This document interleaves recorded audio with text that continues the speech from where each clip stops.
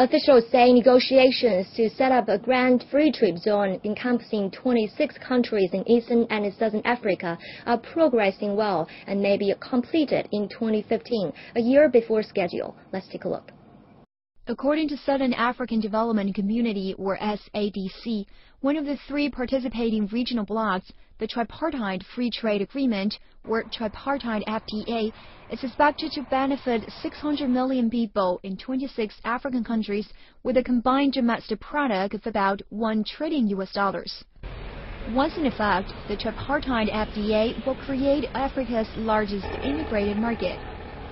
The Tripartite FTA is seen as very important in boosting trade and deepening integration. It will allow countries in Eastern and Southern Africa to harmonize their trade policies. The FTA is initially expected to come into force by 2016. Parties are wrapping up the first phase talks, which touch core FTA issues such as tariff liberalization, rules of origin, and customs procedures. Negotiations for the second of the three phases is about to start and will focus on issues like trade and services and trade-related issues such as intellectual property rights, competition policy, and trade development and competitiveness.